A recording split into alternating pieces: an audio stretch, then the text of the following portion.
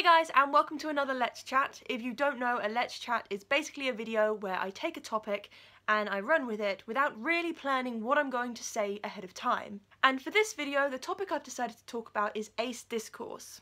I mentioned ACE Discourse in my previous two videos about the split attraction model, but I didn't really go into much detail about what it was. I kind of assumed you knew. So if you don't know what ACE Discourse is, or you do know but you're a bit afraid of it and don't really want to research it yourself, that's what I'm here for. So ACE Discourse was this, like, I say was as if it's past tense, but it's still a thing now, but it's this ongoing argument mainly within the LGBT community and mainly on Tumblr, and it's been going on for about 3 years, I want to say. I couldn't tell you exactly when it started, but my guess would be 2 or 3 years, and it's about whether or not asexual people deserve to be in the LGBT community. By this point, there's like a whole host of discussion topics that fall under the title of ACE Discourse, and ACE Discourse as a whole can be a very, very toxic place. A lot of people who engage in ACE Discourse are absolute knobheads. Not all of them. I'm sure there are some genuine, rational people out there, but the discourse at this point is mostly overwhelmed with people who just kind of hate asexual people for whatever reason, and use this as a way of trying to argue that that hatred isn't based on prejudice, it's based on logic, or they have a good reason to. I would argue the main bulk of ACE Discourse is this argument about whether or not asexual people are part of the LGBT community and whether or not asexual people have a right to reclaim the word queer. Admittedly, discussions about using the word queer are not limited to ACE Discourse, but they do come up. And the argument given basically is that the LGBTQIA community and the word queer exist not for ace people, but for people who experience same-gender attraction or people whose gender doesn't match the sex they were assigned at birth. A lot of these people will say that someone like me, who is biromantic, I'm still allowed in the LGBT community, but not because I'm asexual, because I'm biromantic. Some people will actually argue as part of this that I'm not biromantic at all, I'm bisexual, because they don't believe in the split attraction model, because the anger at the split attraction model is another huge part of ACE Discourse. I'm not going to get into all the arguments against the split attraction model because I've already done that, and I will link to my video on those arguments down below. The third argument against asexual people that's part of the ACE Discourse is this idea that asexual people are homophobic. The reason people think asexual people are homophobic mostly comes from a couple of screenshots that circle of 1 or 2 shitty ace people saying shitty homophobic things.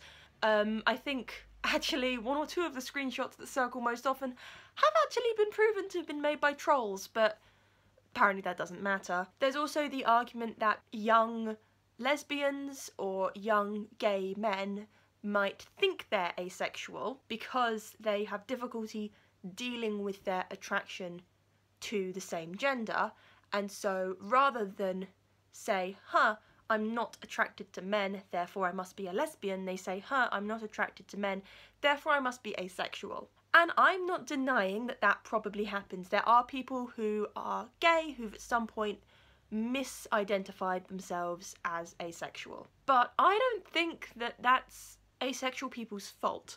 I don't think that that makes asexuality homophobic.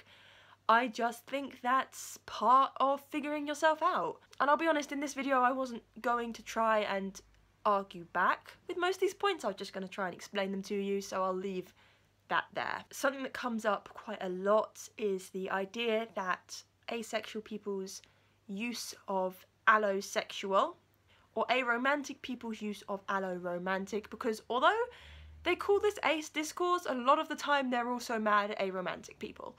And they think it's homophobic because... Why do they think it's homophobic? Because this idea, it's grouping them in with their oppressors.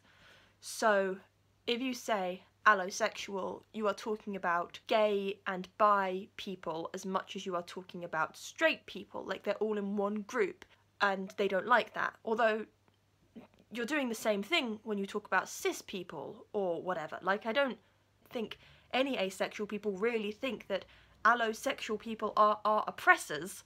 We're just saying it's the opposite of asexual. It's so we don't say asexual and normal.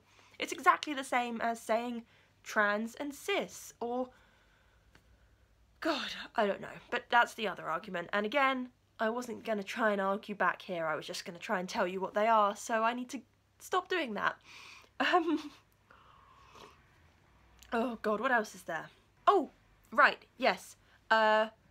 People under 16 shouldn't identify as asexual, and if you are an asexual person, you shouldn't write about characters who are under 16 who identify as asexual. This is because it's sexualizing children.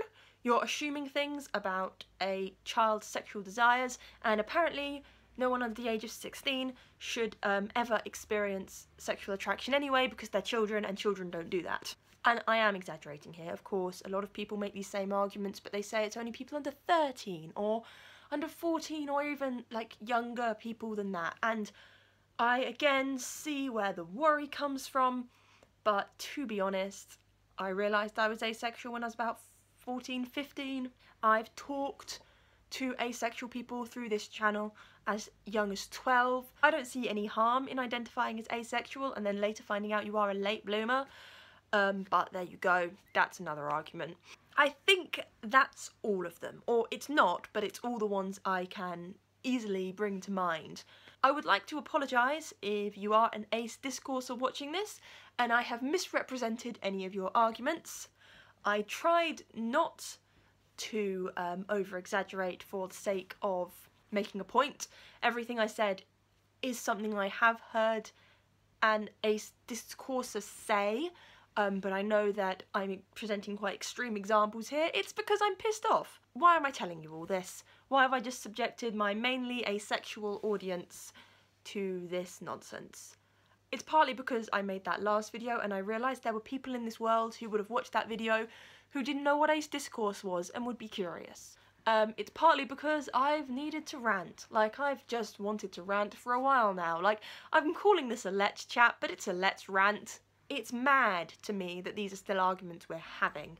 I feel like at this point, most major LGBT organisations are very happy to accept asexual people. I have avoided talking about ace discourse on this channel for a very long time. A lot of the reason was because it's a bit of a miserable topic, and a lot of it is because I was honestly a little bit worried I would get doxed for this. Please don't dox me, I'm not... Please do not dox me. It pisses me off, the fact that we're still doing this in 2018. I actually got myself this drink and put on my makeup and sat down to film to talk about why I hadn't been on YouTube in a while, and instead I ended up ranting about ace discourse for 16 minutes. Jesus, I have to edit this video down. I hope you don't think I'm a bad person now. Look at me, I'm calming myself down. I'm speaking in a calmer, slower voice. I'm regretting filling this mug with water and not something stronger. And there we go. Ace discourse. It's a fucking nightmare.